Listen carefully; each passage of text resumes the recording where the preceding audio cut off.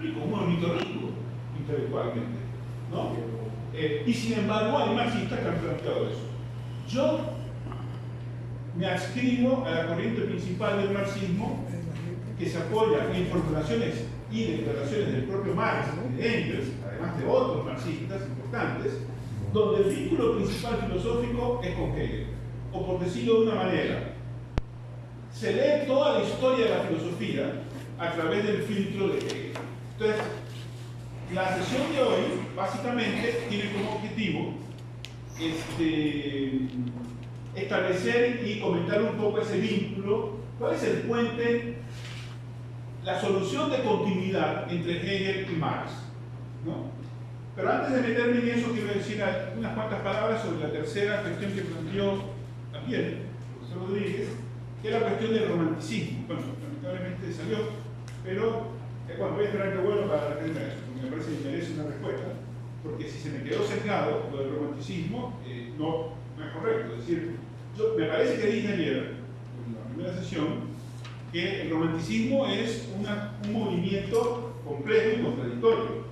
Dije que demostró tener una deriva claramente conservadora e incluso reaccionaria. Yo puedo citar nombres específicos.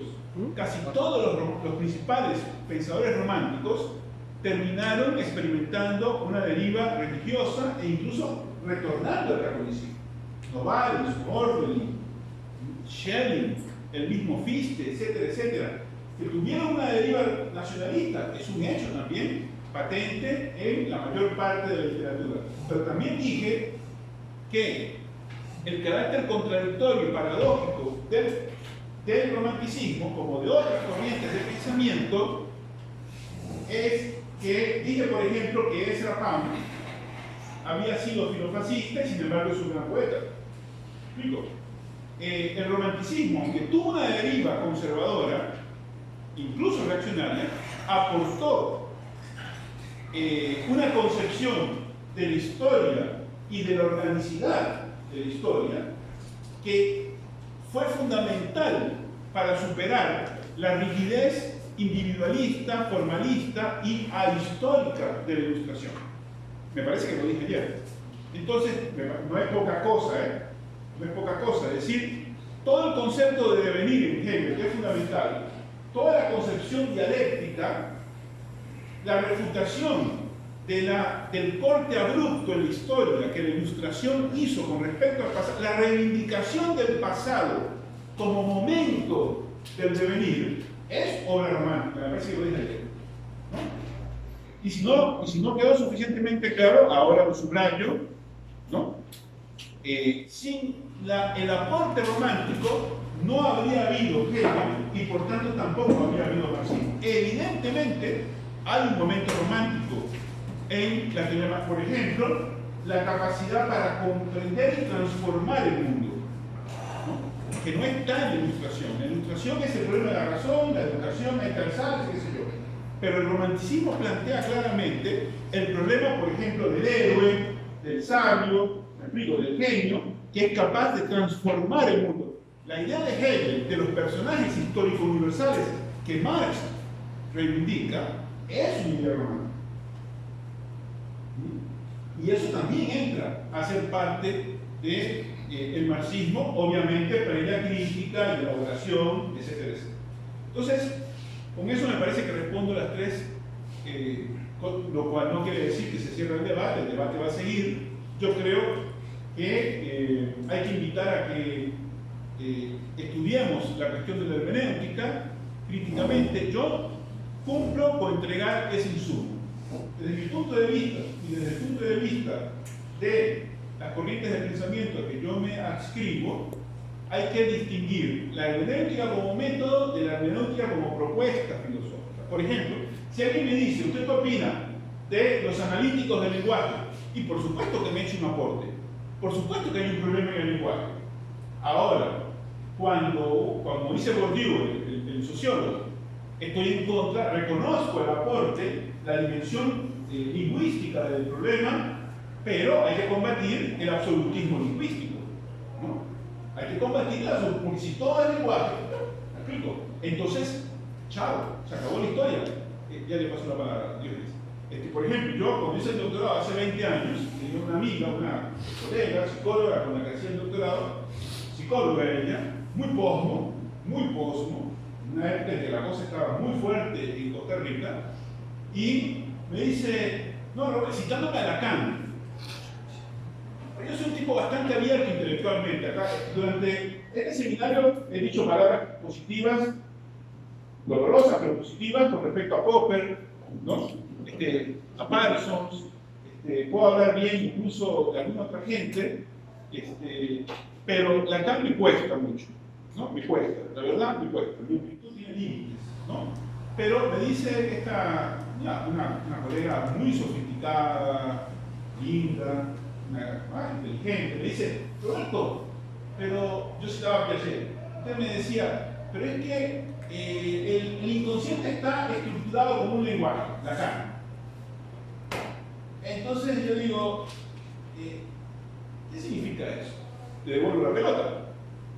Me arroja la frase de Lacan, y cuando a uno le tiene una frase, esas frases que tienen mejor sonido que sentido, frases porque los posmos somos buenos inventando frases que tienen mejor sonido que sentido.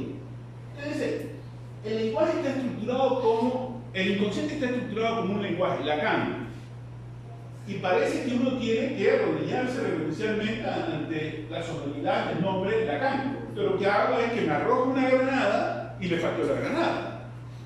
Entonces le digo, explícame vos qué significa eso. Porque las ballenas y los delfines y las hormigas, no confundamos el lenguaje con sistemas de comunicación. Si las hormigas se comunican, los delfines se comunican, pero cuando hablamos de lenguaje entre humanos, decimos un lenguaje articulado. Decir que el inconsciente está estructurado como un lenguaje quiere decir una de dos cosas, porque el lenguaje es innato, lo cual es falso. Piaget derrotó a Chomsky en esa discusión.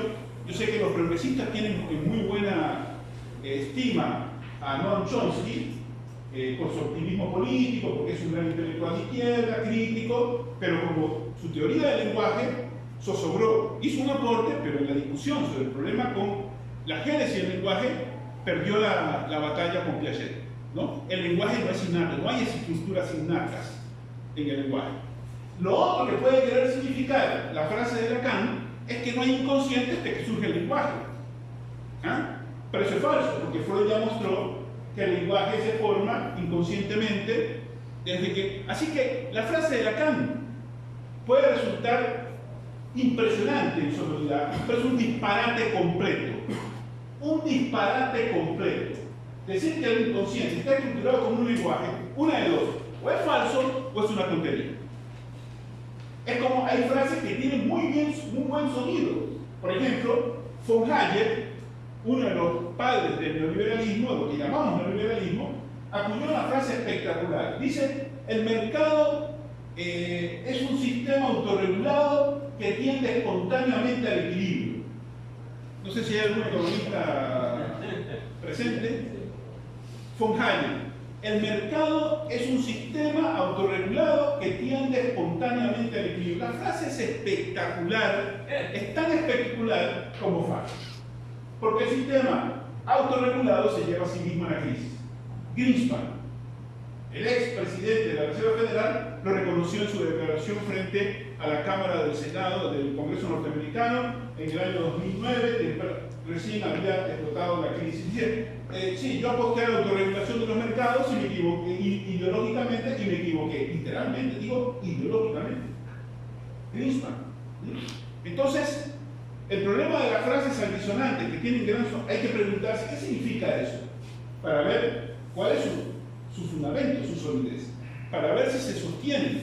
Y eso hay que aplicarlo a la señora Butler, hay que aplicarlo a los analíticos del lenguaje, hay que aplicarlo a los hermenéuticos, y hay que aplicarlo a Hegel, y hay que aplicarlo a Marx, a todo el mundo. ¿Qué significan esas frases? A ver cuál es la solidez de esas frases. Y sobre esas frases, entonces con el tema de los románticos, la respuesta que decía es que es un fenómeno contradictorio. Tuvo una deriva conservadora, incluso reaccionaria en algunos, pero hizo un gran aporte para superar las rigideces de la ilustración. Dígame, por favor. No, solamente para que me aclares, porque estoy medio confundido en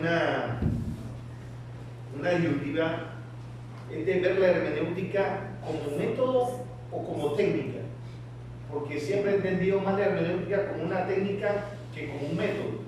Entonces, no sé si me pudieras ahí aclarar un poquito eso. Lo que pasa es que si digo técnica, suena que estoy rebajando la dignidad, ¿no? En realidad la formulación más correcta sería: la hermenéutica es un elemento del método dialéctico. Esa sería mi formulación, ¿no? Hay un momento hermenéutico en una perspectiva dialéctica. Esa sería la respuesta, la formulación más apropiada desde el punto de vista de un marxismo de corriente principal.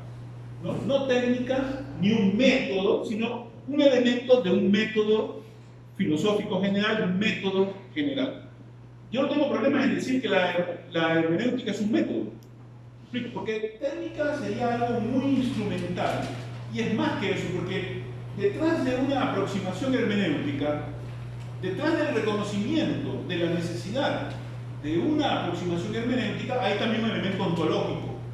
Por ejemplo, cuando Marx dice, cito a Marx para que vean que Marx lo dice, pero podría citar a Gadamer. Ayer hablé de Gadamer cuando dijo que la conciencia de la historicidad es uno de los grandes logros de la modernidad occidental, ¿no? Y cité el librito de Gadamer, ¿no? Que es muy bueno, que es un libro que hay que leer. Entonces decía, cuando Marx dice que lo real no es transparente y por tanto necesitamos interpretar, eso implica que detrás de la hermenéutica hay un elemento ontológico, el reconocimiento de que lo real no es transparente y que todo depende del punto de vista, de la perspectiva. Y que ahora lo que en la primera sesión coloqué es que la única manera de que la hermenéutica, que es importante como instrumento, no nos lleve a una posición relativista es articularlo con la cuestión de la praxis. Es en la praxis y en la experiencia donde las distintas interpretaciones tienen que mostrar su validez, su valor de verdad o su poder explicativo. Porque si no, estamos otra vez en un marco relativista. Yo digo A, usted dice B, el otro dice C, y entonces alguien se levanta y dice: es cuestión de gustos. Es como la discusión Joker o Parasite. ¿A quién le das el Oscar? Y al final se resuelve: no queremos pelear, bueno, cada uno tiene la suya. Yo no creo eso. Yo no creo que el arte sea absolutamente subjetivo. Por supuesto que, como dice Marx, incluso creo que Trotsky o Lenin dicen por allí, Trotsky tiene una frase interesante sobre los debates al interno de la izquierda, del partido, como se hablaba en la época. Dice: en política el partido tiene línea. Ojo, atención, esto es relativo a las condiciones de la época en que se dijo la frase. En política el partido tiene línea. En teoría debate. En arte no opina. ¿Me explico? Era la posición de Trotsky sobre el tema de que la revolución no debería discriminar sobre el problema del arte. ¿Me explico? Que no había un arte socialista y un arte pequeño burgués degenerado. Hay que dejar que la gente produzca arte. ¿Me explico? Gorky y Esenín, Isadora Duncan y las muñequitas torturadas que decía Isabella Duncan sobre el tema de las bailarinas del ballet clásico tradicional. Ustedes saben que Isadora tenía una muy mala opinión sobre el ballet tradicional. Era partidaria de la danza moderna, qué sé yo, de los pelos y andar dando brincos por allí, y se burlaba de decía así, las muñequitas torturadas, ¿no? Las bailarinas de ballet clásico. Y Trotsky lo que planteaba es que hay que dejar que la gente, pero ahora, en teoría el partido debate, en política tiene línea. Entonces, en ese sentido, creo que no es lo mismo religión, arte, ciencia que política. Hay distintos niveles en los cuales uno puede tener, el grado de posibilidad de acuerdo intersubjetivo varía de acuerdo a las esferas. Por ejemplo, si estamos hablando de ciencias naturales, por ejemplo, la cuestión del Big Bang, que está sometido a discusión, ¿no? Si usted revisa un libro de ciencias naturales en la parte de física, la física cosmológica termina con el Big Bang. La opinión mayoritaria, creo que filosofía de la ciencia, ¿verdad? ¿Quién más sabe de ciencias naturales? A ver, ¿quién más de ciencias naturales? Ven, muy bien. Entonces, uno revisa ciencias naturales, la física cosmológica termina con el Big Bang. ¿No? Así comenzó el universo. Hace 13.500 millones de años, y por ahí andan unos científicos con unos radiotelescopios que todavía escuchan el ruido de la explosión, ¿no? Que andan detectando el ruido de explosión y la expansión del choque energético, y llegan a la conclusión de que el universo está en expansión porque todavía punto suspensivo. Todo eso está magnífico, perfecto, solo hay un problema: el Big Bang.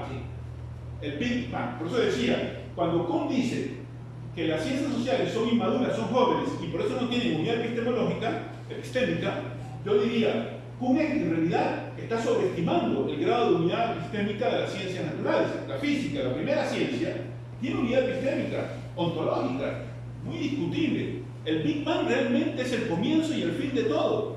En serio, el universo comienza, tiene un punto de comienzo. O sea, ¿alguien se ha puesto a pensar en lo que significa esto? Las implicaciones de que el universo tenga un punto de origen. Datado, hace 13.500 millones. ¿Sabes lo que significa eso? Que detrás del Big Bang está ¿quién? Dios. Por eso, la primera institución que salió a apoyar la teoría del Big Bang fue el Vaticano. El Comité Científico del Vaticano, en el año 1929, levantó la mano. Joven preguntó, ¿quiénes apoyan? El Vaticano levantó la mano inmediatamente. ¿Por qué? Porque detrás del Big Bang solo puede estar Dios. Porque en el momento del estallido que provoca, es decir, no sé si han leído algo sobre eso, pero una vez que el Big Bang comienza, se aplican las leyes de la física, pero el momento inicial no se explica por las leyes de la física. ¿Me explico? Entonces la pregunta es, ¿quién apretó el botón? Dios. Entonces es evidente que la teoría del Big Bang está destinada a ser superada. Está destinada a ser superada, porque antes del Big Bang tuvo que haber algo. Lo más probable es que el universo, el cosmos, sea una cosa mucho más compleja de la que nosotros imaginamos. Este es el Big Bang y esta es la expansión. Nosotros estamos por aquí. La pregunta es: ¿qué pasó acá? Lo más probable es que este punto sea un punto en un universo más amplio y que haya partes del universo en contracción y partes del universo en expansión. Lo que pasa es que así planteado espacialmente, en dos dimensiones, también se torna absurdo. Lo más probable es que temporalmente hay un pañuelo y esté volcado sobre sí mismo. Nuestros conceptos de espacio-temporalidad son conceptos todavía del siglo XVIII, son todavía de la mecánica clásica, apenas rasguñado por la teoría de la relatividad. Nuestra concepción del mundo está destinada a ser superada.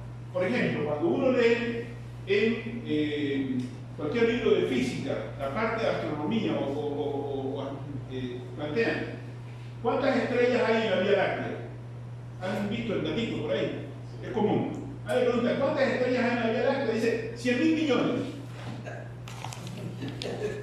100.000 millones de estrellas. ¿Y qué con todo eso?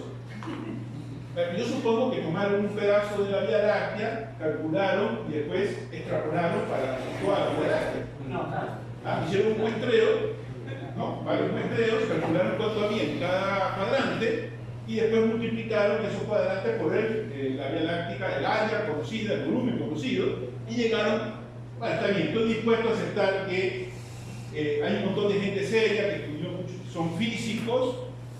No vamos a discutir con los físicos porque es la madre de todas las ciencias, que hay 100.000 millones de estrellas en la Vía Láctea. Pero entonces cuando uno pregunta, ¿y cuántas galaxias hay? Parece que les gusta el número, dice 100.000 millones. ¿Y ya lo que es 100.000 millones de galaxias? Es una cosa alucinante. Entonces, a mí me da la impresión que el problema es cómo contamos. Que nuestra manera de contar y observar el cosmos está destinada a ser superada. Nada extraordinario.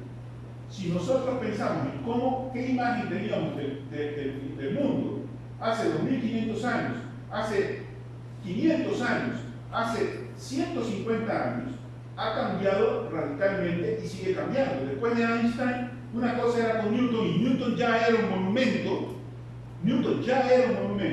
y después de Newton, que mucha gente pensaba que era insuperable, y un día aparece un judío alemán, ¿no?, que le costó, porque los ingleses le hicieron la vida dura a Einstein. Durante 15 años se negaron, 15 años, más de 15 años, casi 20, no, sí, 15 años, se negaron a reconocer los ingleses, hasta que finalmente un experimento crucial, para utilizar la expresión de Popper, demostró que Einstein tenía razón. En el año 1919, finalmente, la Real Academia Británica de las Ciencias, que en ese momento era la más importante, reconoció que la teoría de la relatividad del judío Einstein pasaba por encima de la teoría de Sir Isaac Newton, que tenía la dignidad de ser inglés, ¿no?, cosa que ninguno de nosotros tenemos. Entonces, el punto fundamental acá es que Hegel.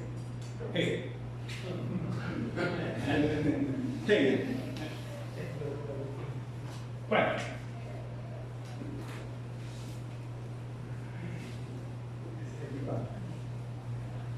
el punto fundamental acá es que nuestros puntos de vista científicos están destinados a ser superados.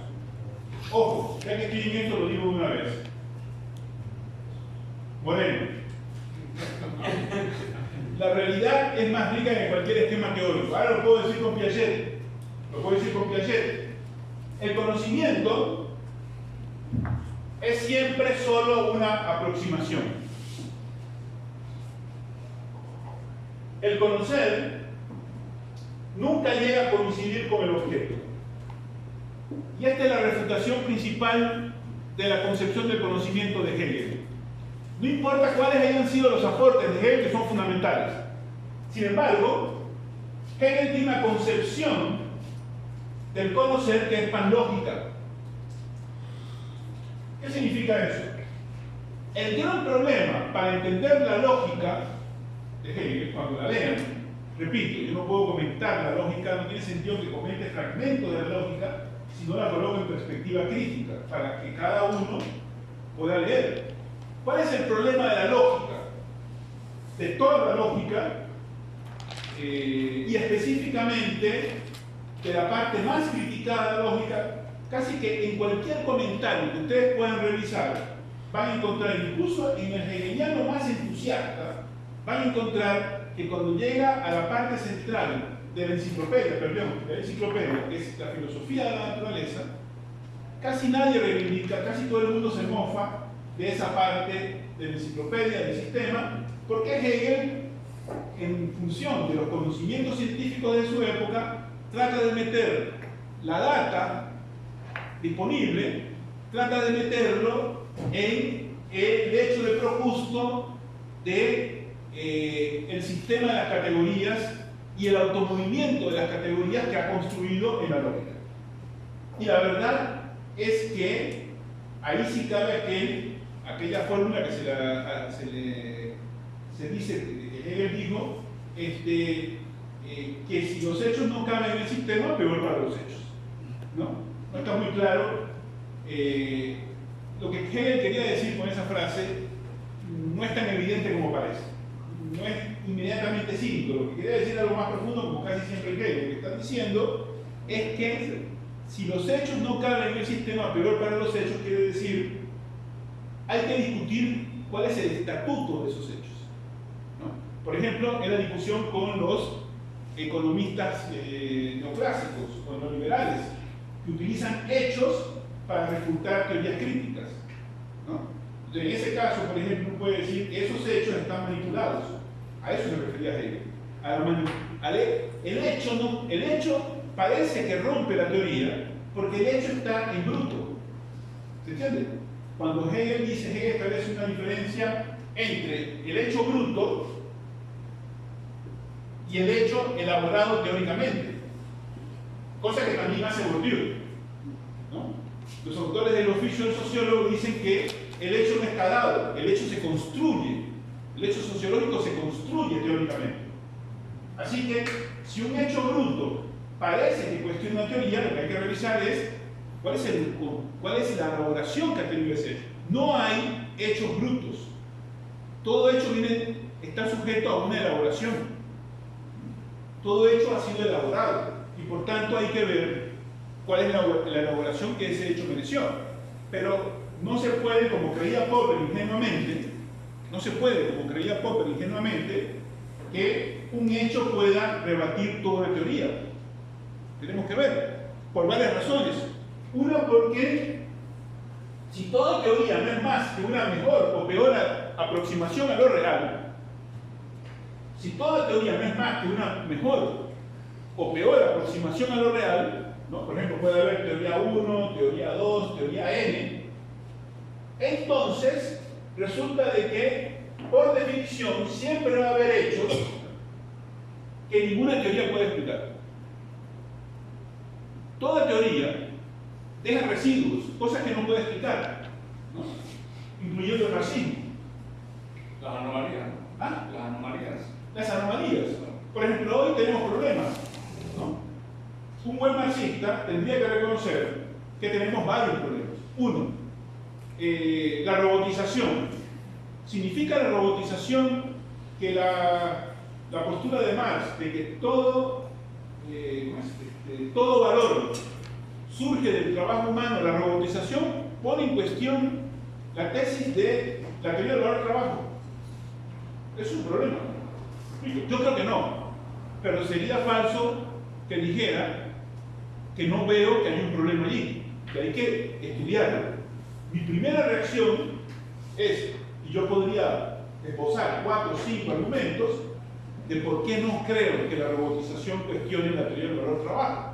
Yo creo que la teoría del valor del trabajo sigue estando vigente, pero hay marxistas importantes marxistas incluso, que cuestionan que la teoría del valor del trabajo y que plantean, siga vigente, y que plantean que en realidad se puede seguir siendo marxista en un sentido suficiente, incluso si la teoría del valor del trabajo deja de tener efectividad. Yo creo que eso es discutible y creo que la teoría del valor del trabajo sigue, incluso para el caso de la robotización. Pero es un problema que tenemos que enfrentar. Y entonces en la robotización, la explotación del trabajador cesa, pues, porque es reemplazado por una máquina, entonces no hay explotación del trabajador. El ingeniero. ¿Ah? No Al necesariamente. ingeniero se le paga el doble y los trabajadores son reemplazados por una máquina. Una máquina hace lo que dice el trabajador y quedan desempleados. Entonces, Pero eso no necesariamente. Nosotros casualmente, dentro de lo que es el espacio de la ciencia, nosotros a la cual pertenecemos, por lo menos en geografía, casualmente, dentro de ese punto de vista del reemplazo de la robótica por la mano y lo que ustedes señalan ahí, hemos detectado dentro de lo que es el avance de la ciencia geográfica lo que se conoce como geografía de la tecnología, que aquí todavía no la percibe. Pero en realidad detrás del reemplazo de la robótica de la mano, de la fuerza de trabajo, detrás hay una mano especializada y detrás hay otra que es la que crea las piezas, los operadores, los que dan los software, los que capacitan, etcétera, etcétera. Pero todavía sigue vigente la fuerza laboral, o sea, la mano de trabajo. Está en lo que, Todavía existe, está en lo que construyen el robot, lo que diseñaron el la robot, industria donde está lo que le dan mantenimiento, y además se requiere a alguien que apriete el botoncito para que funcione, hay que elaborar un hardware, un software, y además alguien tiene que barrer el piso donde están los robots. Es decir, y hay que expandir. y alguien podría decir, cuando se inventó el telar mecánico en Inglaterra en la segunda mitad del siglo XVIII, un operador de un telar mecánico sustituía a 15 operarios. Así que, en realidad, lo que vemos con la robotización es más de lo mismo en la lógica del capitalismo, en el sentido de que el desarrollo tecnológico en el capitalismo es ahorrador de fuerza de trabajo. ¿Me explico? Una de las razones por las cuales el capitalismo produce innovación tecnológica es porque está obsesionado con reducir el peso de la mano de obra, de la fuerza de trabajo. Es decir, es una paradoja. generan innovación tecnológica por una motivación de clase, en la lucha de clases. ¿Me explico? Reducir el peso de la mano de obra viva en el proceso de producción tiene como resultado paradójico incrementar la innovación y la productividad del trabajo. Pero en realidad lo que produce es se eliminan trabajos en una rama de la producción y proliferan trabajos en otra rama de la producción. ¿Me explico? Por eso las economías avanzadas han transitado hacia la economía de servicios. Y entonces hubo gente como Rifkin y otros que plantearon el tema del adiós al trabajo, André Gors, por ejemplo, que era neomarxista, que plantearon el adiós del trabajo y perdieron de vista dos problemas. Uno, la proliferación del proletariado en los servicios, y dos, que buena parte de los empleos industriales que se perdían en el primer mundo reaparecían del otro de la frontera, en México, o en China, o en India, o en Brasil, y unos cuantos en estos países. Y al final, lo que hemos visto en los últimos 40 años, desde que Gors publicó aquella cosa del adiós al trabajo, y que, ¿cómo se llama Túnez el nombre? ¿El sociólogo brasileño? Bueno, el sociólogo brasileño Antunes, que ha dedicado años a estudiar el problema del trabajo, muestra, más allá de todo debate empírico y teórico, que más que desaparecer el trabajo, lo que ha habido en los últimos 30, 40 años, es un salto en la proletarización del trabajo. ¿Me explico? A nivel mundial, incluyendo de profesiones liberales, ¿no? Que hace 40 años, en la época de mi viejo, eran profesiones liberales y que hoy están proletarizadas, en el sentido de asalariado. Nunca olvidar que el proletario no es obrero industrial. El proletario es todo aquel que para vivir depende, y la palabra es depende, de la venta de su fuerza de trabajo manual o intelectual. Hoy vivimos en un mundo de 7.300 millones de personas donde 4.000 millones dedican 70-80% de su vida a trabajar y no tienen más opción que vender su fuerza de trabajo manual o intelectual para poder vivir. Y la gran mayoría de esa gente vive de trabajos engorrosos, poco estimulantes, mal pagos. Para la mayor parte de esa gente, el trabajo sigue siendo, como decía Marx, ¿cómo es? Algo muy poco estimulante, etcétera, etcétera. Bueno, en fin. Toda teoría científica no es más que una mejor o peor aproximación a lo real. Nada más. No hay posibilidad de que sujeto y objeto coincidan. ¿Por qué? Por dos razones. Uno, porque como dice el mismo Hegel, ustedes van a descubrir, si leen a Hegel, que Hegel se contradice. En una página dice una cosa y después puede decir otra. Por ejemplo, Hegel, reconocidamente, la gran mayoría de los comentaristas reconoce que incurre en una concepción panlógica. Pretender que lo real puede ser conceptualmente, lógicamente aprendido, todo. Que puede meter todo lo real en el proceso lógico que diseña en su libro llamado La Lógica. Sin embargo, el mismo Hegel dice, por ahí, en la enciclopedia, en algún lugar dice, el pensamiento, pues, el pensamiento no puede ser finito porque lo real es infinito.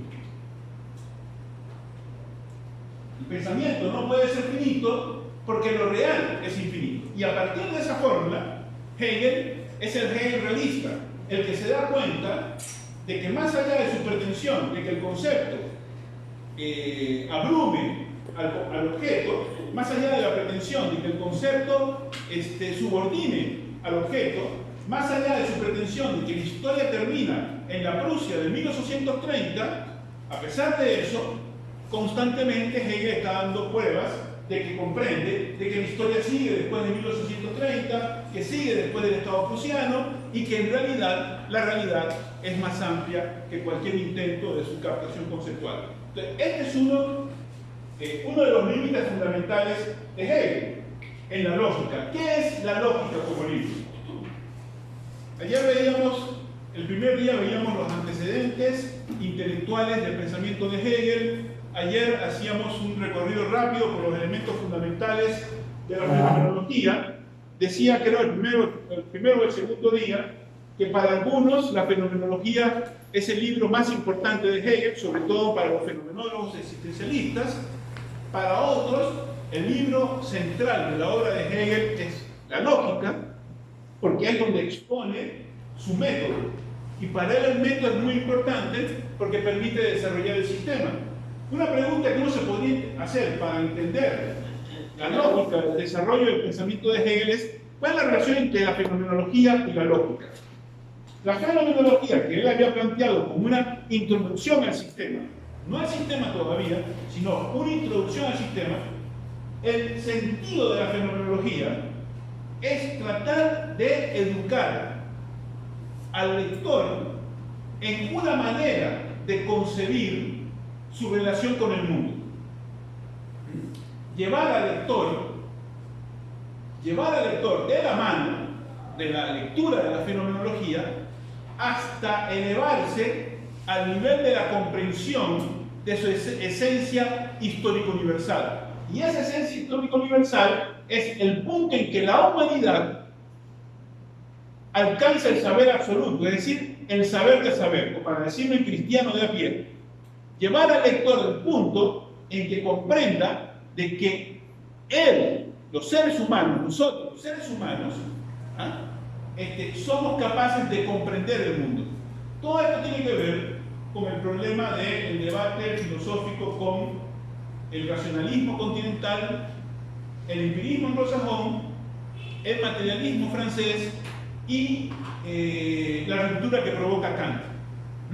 Kant, como dije ayer, había abierto el camino para superar el estancamiento de las tres principales corrientes de la filosofía, pero las propuestas de solución de Kant habían fracasado. La cosa en sí no es conocible, dije ayer. Si no podemos conocer el mundo, no podemos transformarlo racionalmente. ¿Me explico? La teoría del conocimiento de Kant estaba condenada a ser superada. ¿Por qué? Porque decir que no podemos conocer la cosa implica un subjetivismo insuperable. Es una postura agnóstica. Y ha sido rebatida. No hay kantianos. Me hace mucha gracia que estamos leyendo, cualquier autor dice: bueno, este autor es kantiano, Weber es kantiano. ¿Qué tiene Weber de kantiano? ¿Dónde aparece Kant en Weber?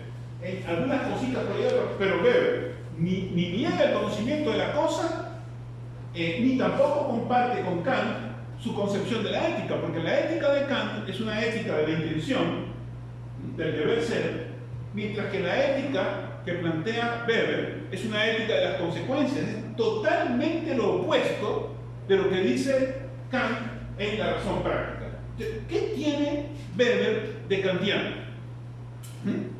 Que si vaya a saber, con ese criterio todos somos hegelianos, porque todos compartimos algo inconscientemente. Yo lo digo de una vez, estoy tratando de marcar los límites de Hegel, pero si tuviera que decir cuál es, que sería el remate de esta charla de hoy, de esta sesión, ¿cuál es la importancia de Hegel? ¿En qué medida Hegel contribuyó al desarrollo de la posteridad, del conocimiento, de la investigación?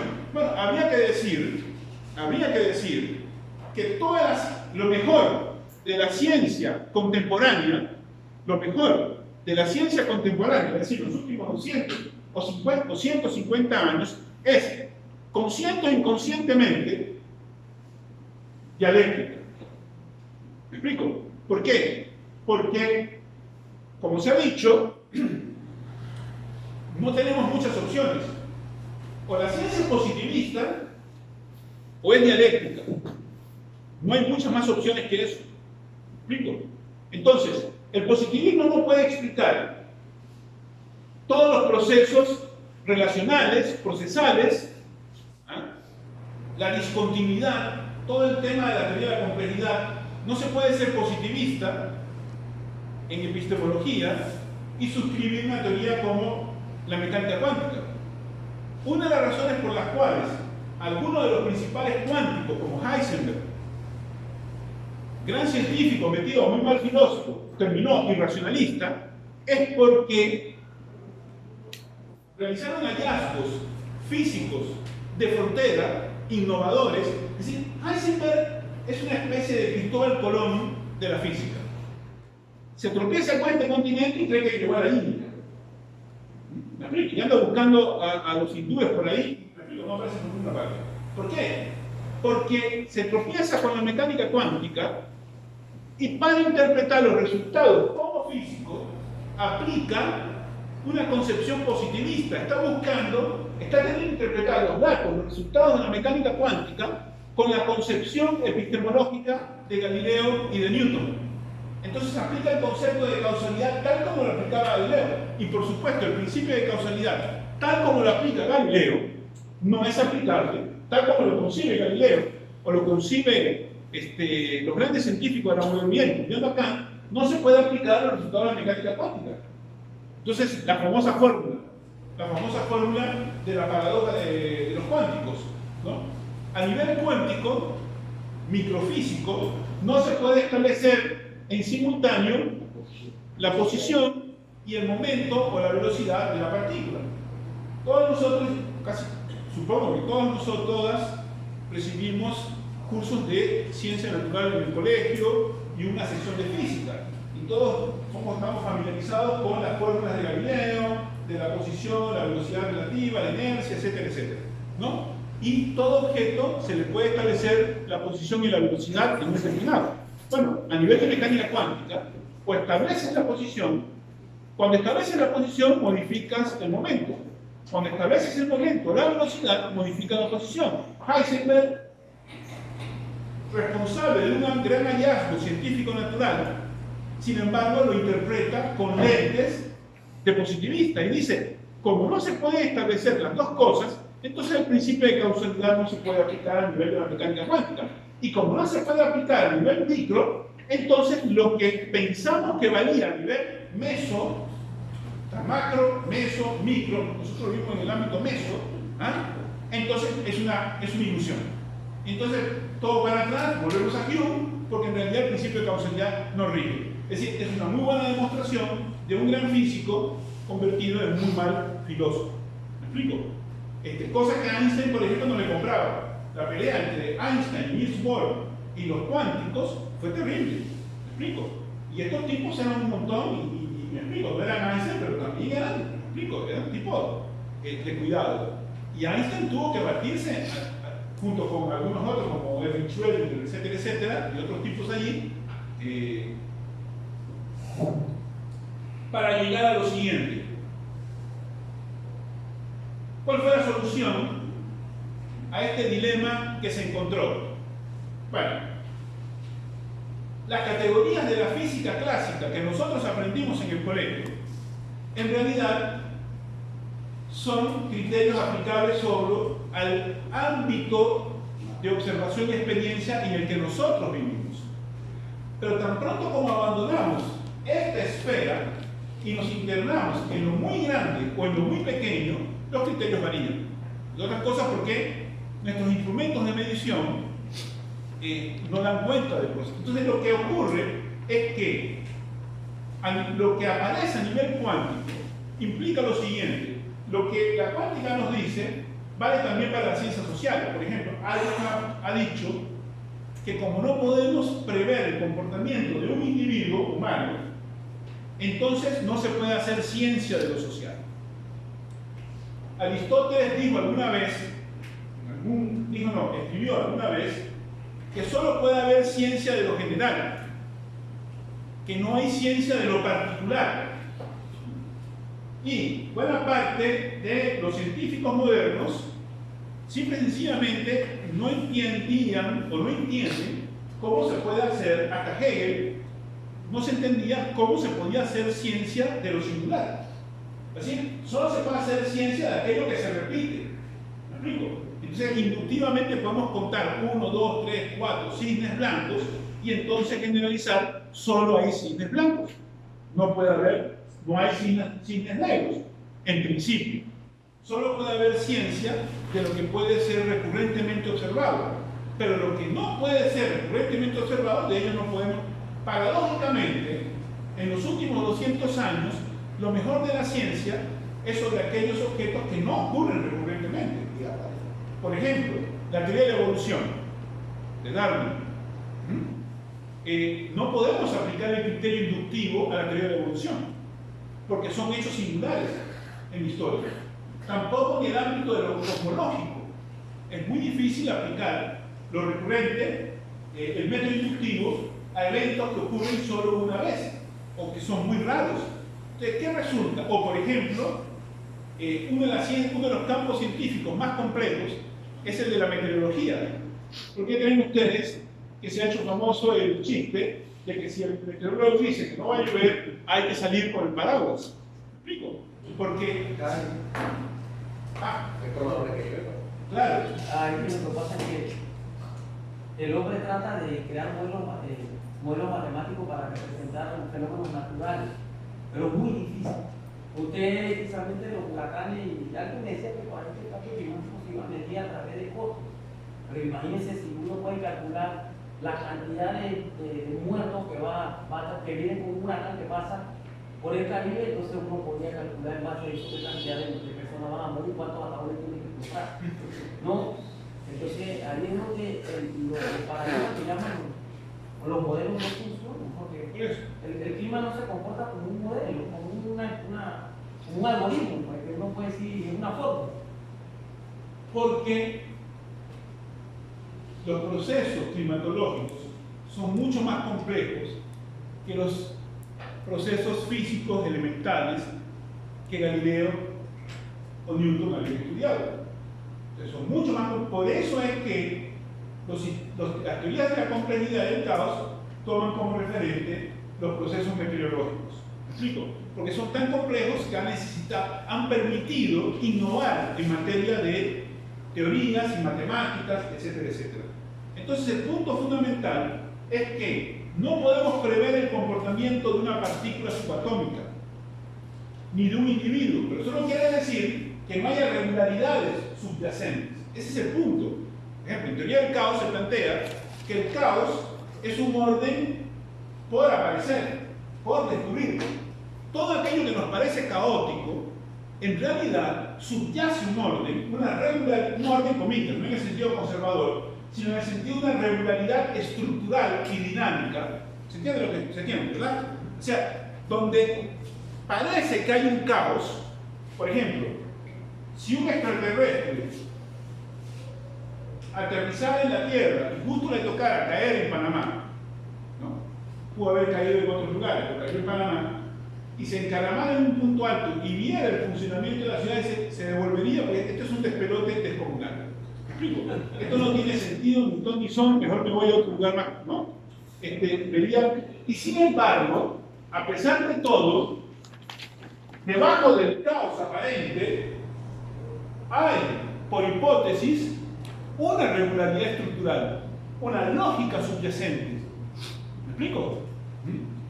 Y el conocimiento trata de ir más allá de la superficie, trascender la superficie, para ir al encuentro de esa lógica subyacente, esa regularidad estructural dinámica. Esto que hoy está en la ciencia contemporánea, en la cuántica, en la relatividad, en la teoría de la evolución, en la teoría de sistemas, en las neurociencias, en la genética molecular, eso está en la segunda parte de la lógica de Hegel, que es la doctrina de la esencia. La doctrina de la esencia, la lógica tiene tres partes. La doctrina del ser, que es el estudio de lo real, tal como aparece, tal como es dado inmediatamente. Por eso la lógica comienza con la dialéctica de ser, nada y devenir, que es algo fantástica la manera como Hegel arranca la lógica con esta dialéctica de ser, nada y devenir. Dice, lo primero que aparece es el ser, el mero ente, meramente dado. Y dice, ahí está, lo veo, y nada más que lo veo. Pero como no lo comprendo porque no tiene densidad, es lo mismo que la nada. ¿Me explico? Es como, por ejemplo, cuando uno no tiene formación en química y le ponen una cuestión así en el microscopio y ve algo, ¿qué viste? Nada. Dice, hay algo. Por eso dicen el algo. Hay algo allí. No tengo la menor idea de que es como si uno no es médico y le muestran las tripas a alguien, o un corazón abierto y le pregunta a un sociólogo, filósofo, dígame usted qué opina. Bueno, lo más que puedo decir es que estoy a punto de desmayar.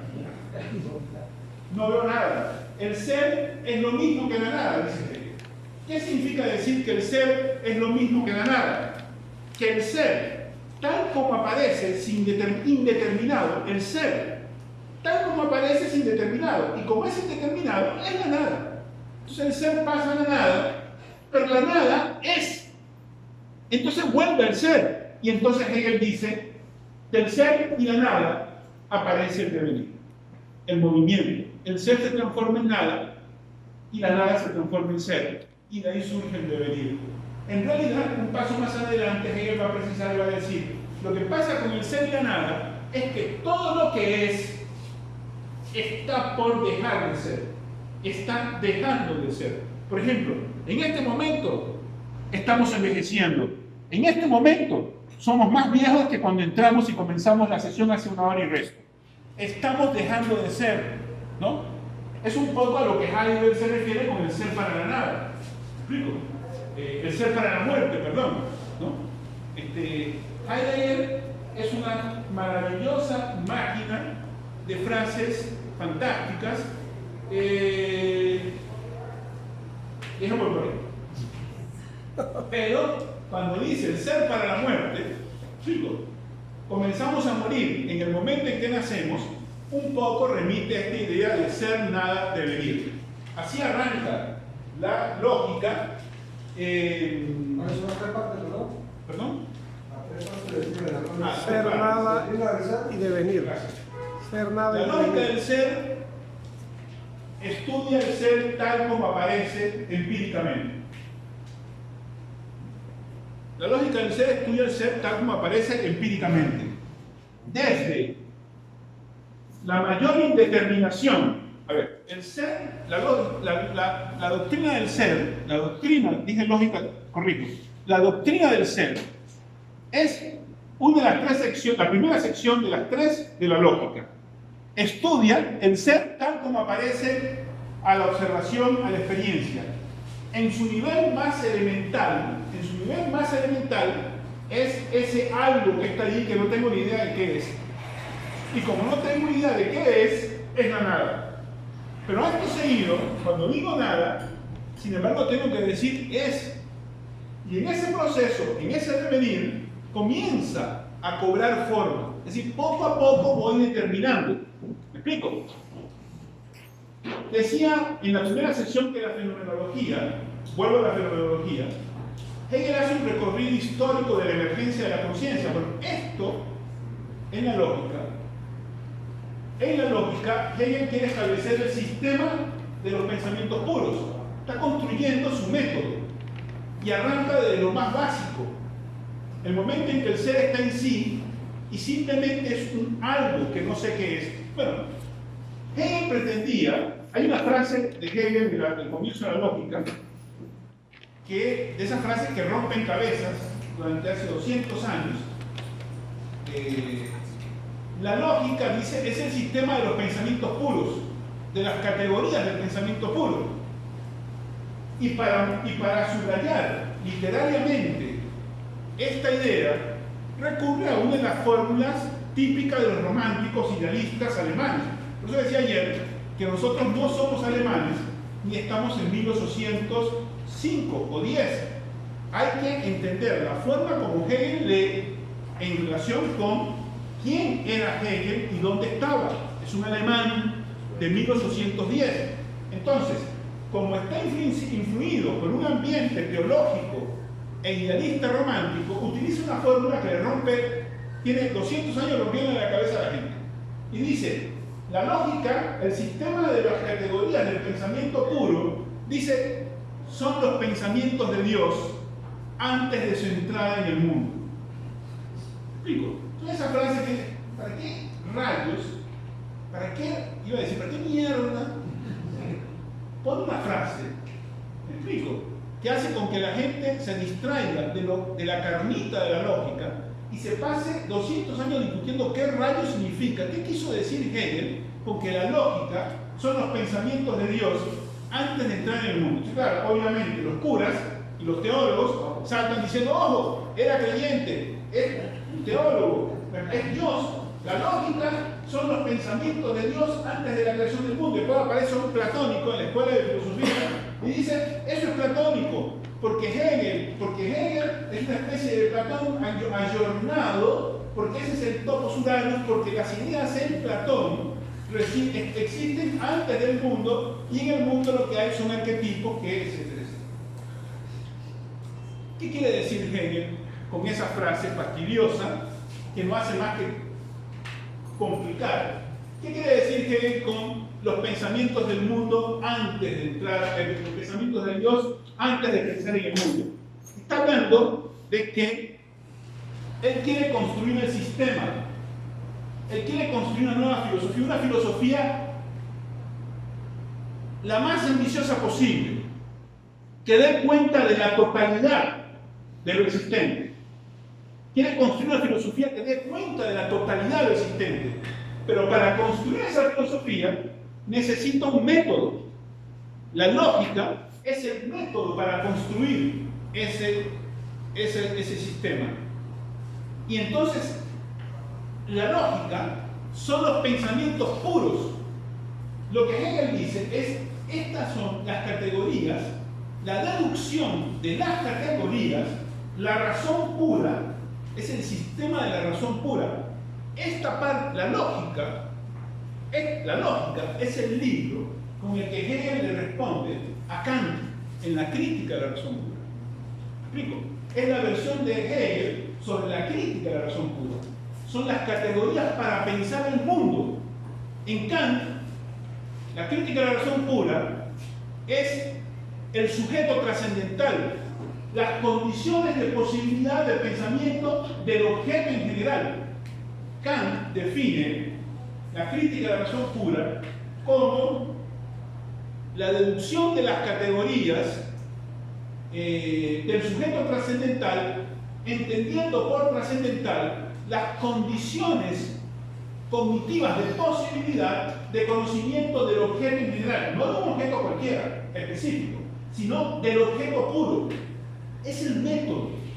Solo que, y aquí Hegel es discípulo de Kant, discípulo, está en la corriente de Kant, pero tratando de superar las limitaciones y las rigideces de Kant. ¿En qué sentido? En primer lugar, el método de Hegel quiere construir un sistema que sí puede conocer el mundo, en primer lugar. Y en segundo lugar, una de las críticas fundamentales de Hegel a Kant en su deducción de las categorías del entendimiento, es que en realidad en Kant, según Hegel, las categorías no están realmente deducidas, sino que Kant las toma de la lógica silogística de Aristóteles.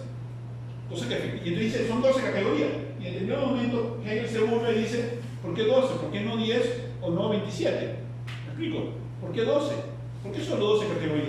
Hegel dice, no hay 12 categorías, ni 10, ni 8, ni 27 y media, sino hay una enorme cantidad de categorías. Lo que hay, ¿por qué? Porque para Hegel la lógica, atención, yo sé que está hablando de algo que se me quedó por ahí, pero bueno, si alguien recuerda qué fue lo que Ya estamos mencionando la doctrina del ser como primera parte de la lógica. La esencia. Sí. ¿Cuál es la segunda? La transparencia, que hay que ir más, trascender lo aparente. Puede llegar a la doctrina de la esencia. Entonces, Hegel, la concepción de la lógica en Hegel. Cuando nosotros pensamos en lógica, pensamos en... Un receso. Sí, termino con esto para hacer el receso. Cuando nosotros pensamos en lógica, pensamos en Aristóteles. Pero la lógica de Aristóteles, que sigue estando vigente, es una lógica discursiva, silogística, para ordenar correctamente el discurrir del pensamiento. Son las leyes de un pensamiento coherente. Hasta el día de hoy, la lógica silogística aristotélica sigue vigente porque son reglas que hay que respetar para poder comunicar. Si usted escribe un artículo y no respeta la lógica silogística de la lógica de Aristóteles, entonces no se va a entender. La lógica de Aristóteles dice que A es igual a A no es igual a no A y el tercero excluido. Bueno, esas reglas nos pueden parecer un poco infantiles, pero son fundamentales para poder, y esa es la lógica de Aristóteles. Pero el desarrollo contemporáneo de esa lógica a partir del siglo XIX son las lógicas axiomáticas, ¿no? Que el mentado Círculo de Viena el primer día ayudó a desarrollar descomunalmente la lógica matemática, etcétera, etcétera, y que es un instrumento imprescindible para hacer ciencia hoy. ¿Me explico? Si hay que reconocer un mérito a los teóricos del Círculo de Viena y a los lógicos del siglo XIX, Bull, Frege, Bertrand Russell, etcétera, etcétera, hay que reconocerle su mérito es el haber desarrollado la lógica formal, proposicional, de clases, que todo eso tiene un origen en Aristóteles. ¿Ah? Sin embargo, todas esas lógicas son formalistas. Todas son formalistas. Hay una discusión, por ejemplo, hay una discusión brava entre los lógicos formales, los lógicos simbólicos matemáticos y los lógicos dialécticos, los lógicos de lo real, sobre el problema de que la dialéctica no es verdaderamente una lógica, ¿no? Incluso durante mucho tiempo había la mofa de que Hegel hablaba de contradicción, pero el concepto de contradicción es de Aristóteles y eso no se puede aplicar a lo real, solo a lo discursivo. Pero los lógicos formales, los aristotélicos y los modernos, les pasa lo mismo que a la Iglesia Católica. Dicen que el matrimonio solo es entre hombre y mujer, porque siempre ha sido así y no puede cambiar, y porque es una determinación de Dios. Ignoran que la lógica como nuestro concepto de familia y de matrimonio es una construcción social. Entonces no es cierto que el matrimonio siempre fue como lo conocemos hoy, pero eso es otra historia. No voy a meter en eso porque es un debate que nos puede llevar a durar 3 días en esa cosa. Entonces el punto acá es que la lógica formal se refiere a una lógica discursiva. Kant es el primero, o uno de los primeros que se da cuenta de eso y quiere cambiarlo. Entonces Kant dice, la lógica formal aristotélica es muy importante, pero no da cuenta del objeto, del mundo. Entonces necesitamos una lógica distinta. Y Kant propone lo que él llama una lógica trascendental.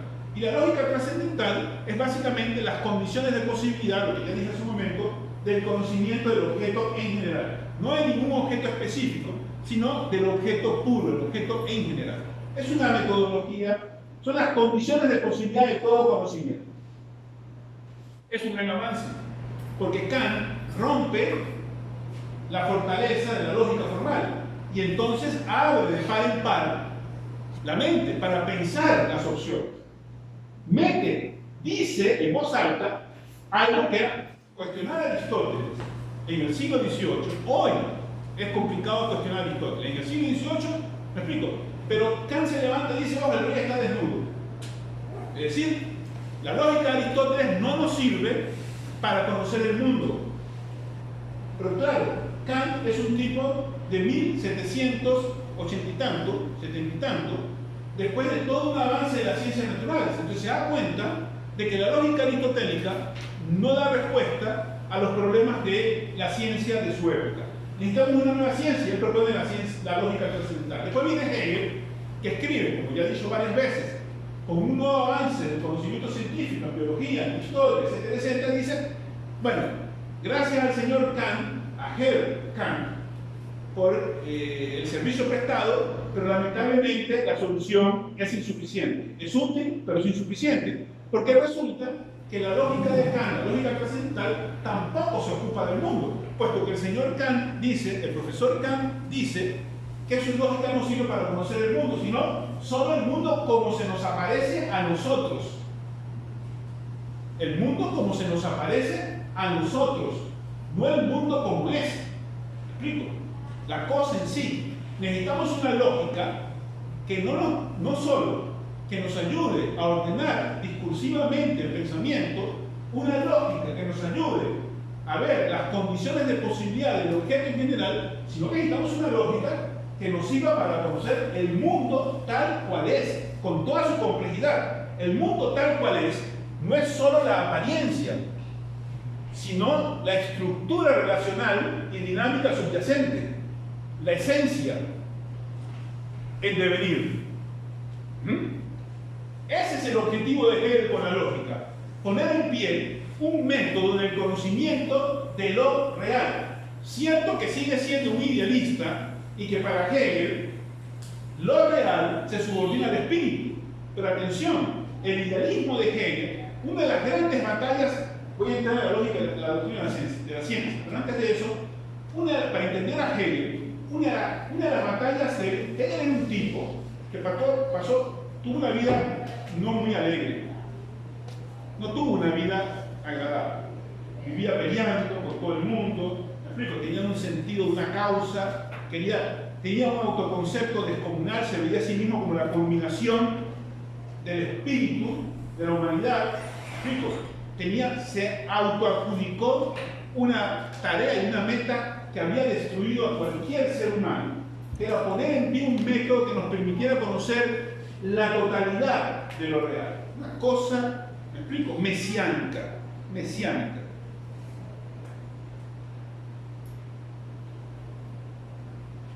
Pero gracias a ese esfuerzo titánico, nos permitió dar un salto descomunal. Yo les diría que Hegel ha hecho una contribución al nivel de la de Einstein, ¿me explico? O superior a la de Einstein.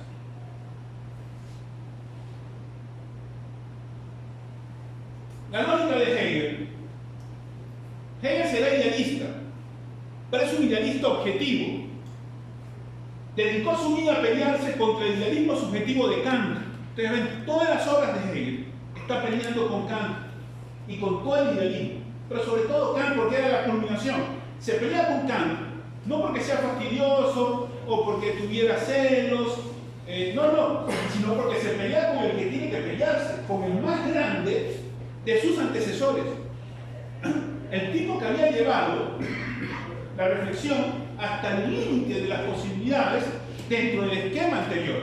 Pero él, tocado por la gracia, adivina, intuye un nuevo marco y se da cuenta de que la lógica de Kant, el idealismo subjetivo, que está, y detrás de él está Descartes, está, etcétera, Malebranche, etcétera, no permite conocer el mundo.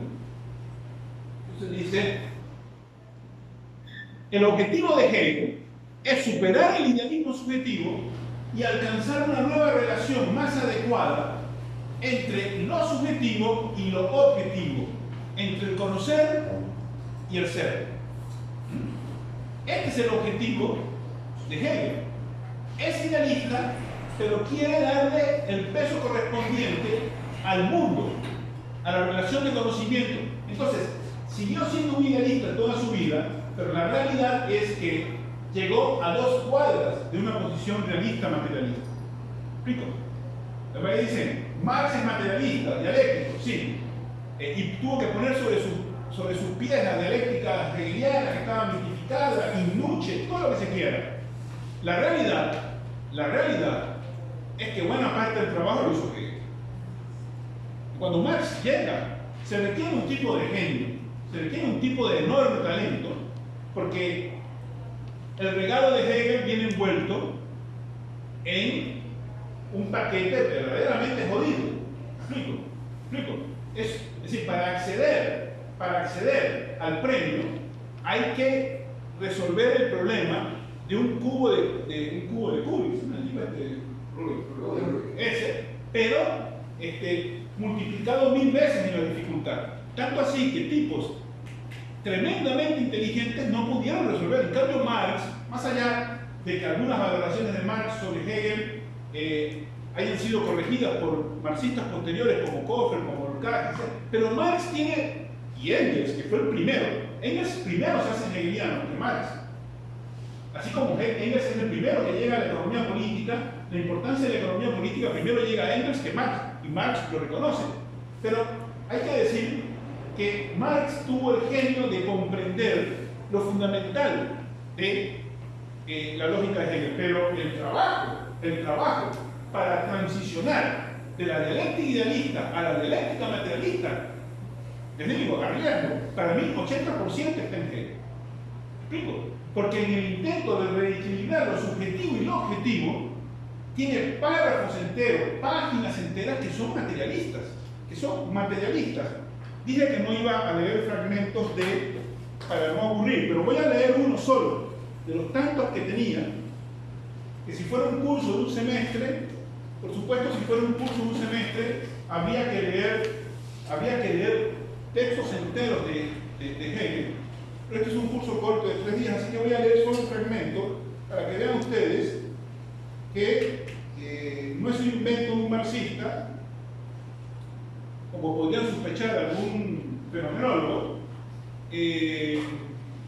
Una cosa.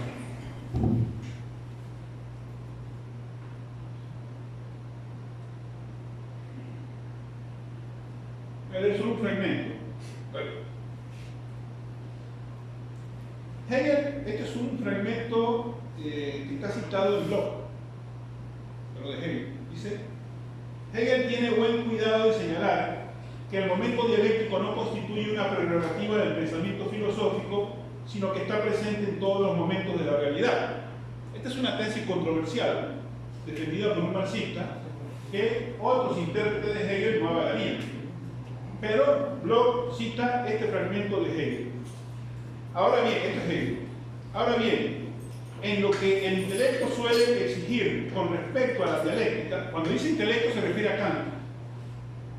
Él hace la contraposición, el intelecto en Kant, que es el tipo de conocimiento de las ciencias particulares que se quedan en lo limitado, lo estático, lo discontinuo. Dice, ahora bien, en lo que el intelecto suele exigir con respecto a la dialéctica, no debe pensarse en ningún momento que ésta sea algo que solo esté presente en la conciencia filosófica, sino por lo contrario, que el procedimiento dialéctico se encuentra a sí mismo en todas las demás formas de conciencia y en la experiencia general. Todo lo que nos rodea puede ser pensado como un ejemplo de dialéctica.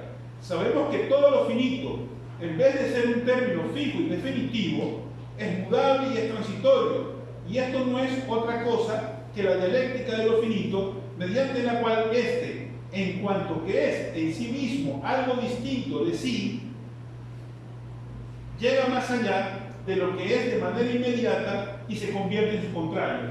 Lo finito llega más allá de sí y se convierte en lo que es su contrario, o sea, lo que está por debajo de nuestro nivel de observación, la estructura relacional en devenir. O sea, este fragmento, y como este hay un montón en la lógica, un montón.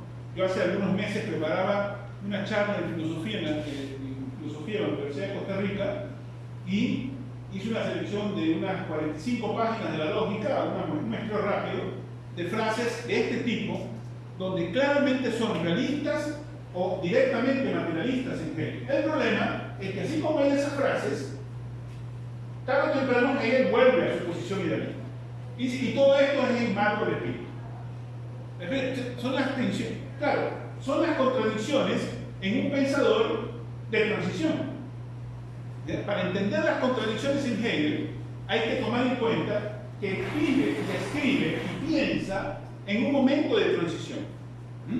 En los primeros 30 años del siglo XIX, que es un periodo de rápido cambio, donde, como se decía al comienzo de este seminario, para Hegel lo verdadero es el proceso, el todo, pero el todo es proceso. Entonces, como decía el profesor Luis al comienzo, lo verdadero no es solo el fin, sino que está en cada uno de los momentos de su proceso.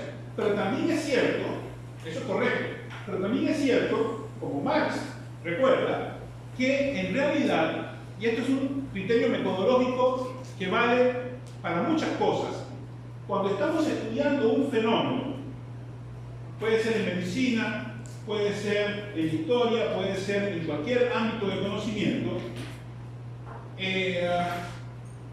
captamos el proceso, tratamos de estudiarlo, pero no se puede alcanzar un concepto suficientemente maduro de un proceso hasta que no alcanza cierto nivel de maduración.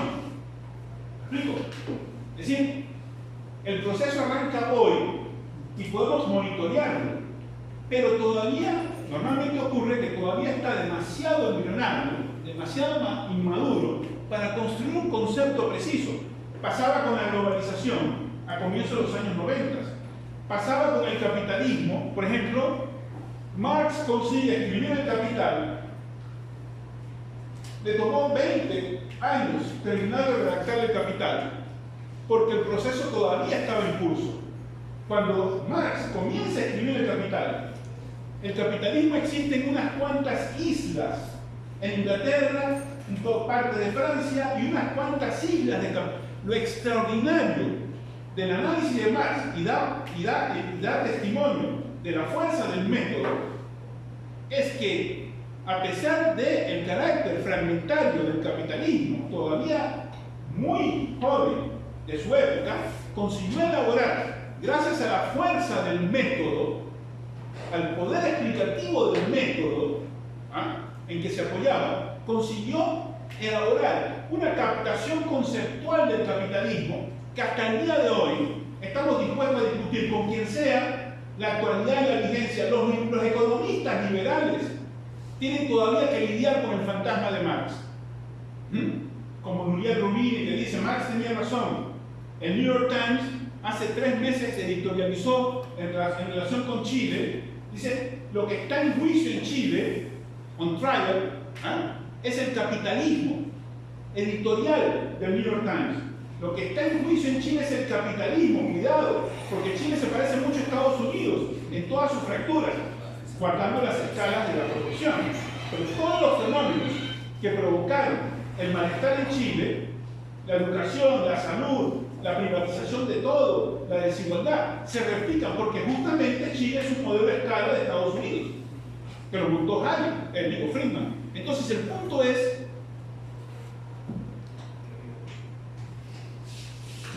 a pesar de que todavía, comparado con hoy, es decir, nosotros nos beneficiamos.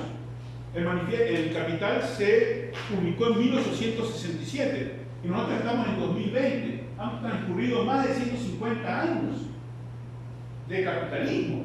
Uno podría decir, respecto del mundo capitalista en el que vivimos, lo que Marx tenía al frente era el inicio y consiguió elaborar. Es una muestra de la talla intelectual, no solo de Marx, sino de Engels. La talla, la descomunal talla intelectual de Marx y de Engels. Y sin embargo, a pesar de toda su grandeza, no fueron capaces de predecir, de anticipar fenómenos que en ese momento, por ejemplo, toda la teoría del imperialismo tuvo que ser elaborada por los marxistas posteriores. Aunque hay barruntos en Marx, por ejemplo, Marx identifica la tendencia a la internacionalización del capitalismo. Claramente, hay un texto en 1900, cuando se hicieron los 500 años del manifiesto, en 1997-98. ¿Ah? 150. Cuando se dieron los 150 años del manifiesto, hicimos varias mesas en Costa Rica, en la universidad, para conmemorar, qué sé yo, y comentar. Y yo participé en una de las mesas, la mesa que hicimos, organizada por, en esa época, yo era un profesor todavía reciente, pero Elio Gallardo, un importante profesor de la escuela, y Isabel Conchín, una importante profesora de la Escuela de Sociología Marxista, organizaron una mesa, me invitaron, y en esa mesa cada uno expuso su criterio, y yo, estando en sociología, hice algo que me parecía que era ingenioso, ¿no? Que a alguna gente no le cayó bien. Pero aparte de comentar algo sobre el manifiesto, hay 2 textos, uno de Touraine, ¿cuál es el nombre de Touraine? Alain Touraine, y un texto de Marshall Berman. Marshall Berman, que es un... Sí. Exactamente. Marshall Berman, que es un marxista heterodoxo norteamericano, y Alain Touraine, un reconocido sociólogo francés no marxista, escribieron cada uno un texto en 1997-98, conmemorando el manifiesto, donde hacían algo muy interesante. Extractaban fragmentos del manifiesto y tanto Berman como Touraine, sin coordinarse, decían algo así como: esta es la mejor descripción de la globalización capitalista que jamás haya escrito. Una cosa fantástica. 150 años después, Marx y Engels, que redactó el borrador del manifiesto, Engels es el que redacta el primer borrador del manifiesto, el original, y que está por ahí publicado, está disponible en internet. Dice Touraine, que no es marxista, esta es la mejor descripción de la globalización capitalista que estamos viviendo. A pesar de que no vivieron el cierre del mercado mundial capitalista, y ahí puedo hacer un comercial y recomendarles a los que quieran estudiar economía política y economía en general, leer el Tratado de Economía Marxista de Mandel, ¿no? Y El capitalismo tardío, del mismo autor, porque es el principal economista marxista de la segunda mitad del siglo XX, y si ustedes quieren avanzar en la comprensión del capitalismo que estamos viviendo, hay que leer a Mandel. Después hay que incorporar autores más recientes, pero hay que leer a Mandel. Entonces, Marx y Engels, a pesar de todo su talento, no consiguieron prever cosas, como por ejemplo, no previeron la capacidad, la plasticidad del capitalismo para alimentar el estado de bienestar, por ejemplo. A mediados del siglo XX el capitalismo está herido de muerte. Y esa herida fue identificada fundamentalmente no por ningún neoclásico, no por ningún austríaco, no por Friedman, bueno, que no existía todavía, bueno, la escuela de Chicago ya andaba por ahí, ¿no? Pero en realidad, sí, después de la Segunda Guerra Mundial, la hegemonía en el mundo económico, académico y político fuese asumida por los neoclásicos, Barras, ¿cómo se llama? Marshall, Jevons y los otros, ¿no? El alemán, se me olvidó el nombre, o por los austríacos, von Hayek, con Mises, etcétera, etcétera, la revolución había triunfado en la mitad en el resto del mundo en cuestión de unos años. ¿Por qué el capitalismo sobrevivió? Sobrevivió por varias razones, políticas, circunstanciales, la tradición del estalinismo, o las torpezas burocráticas del estalinismo, lo que ustedes quieran. Pero hay un elemento intelectual que es fundamental para entender la supervivencia del capitalismo. Y esa cuestión conceptual intelectual se llama John Maynard Keynes. Keynes, desde mediados de la década del 20, había identificado la tendencia al abismo del laissez-fairismo económico. Hay un artículo de Keynes de 1826, cuyo nombre no recuerdo, pero que uso en mi curso de teoría del desarrollo, que doy allá, y que se lo puedo mandar a cualquiera por WhatsApp. Yo sé de paso, Abdiel, ¿está bien?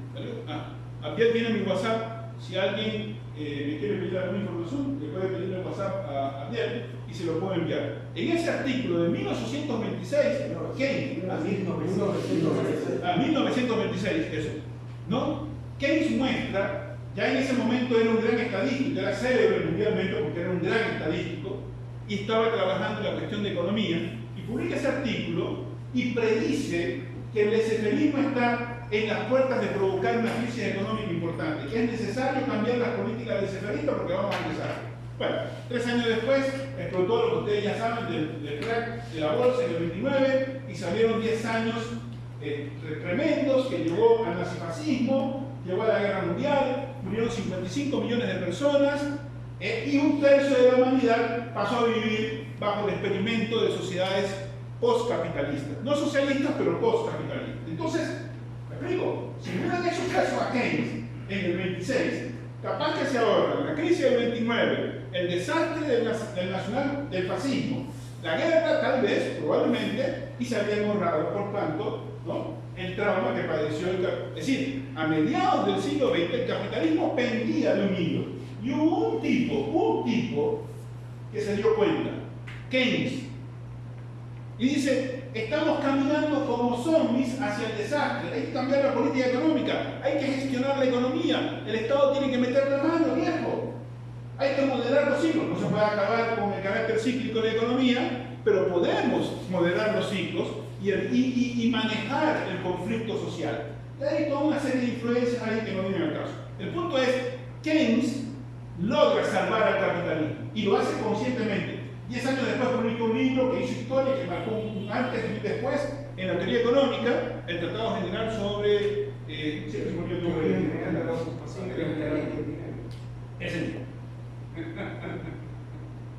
Y gracias a las teorías económicas y de política económica de Keynes, ¿ah? Termino con esto. Gracias a eso, el capitalismo comenzó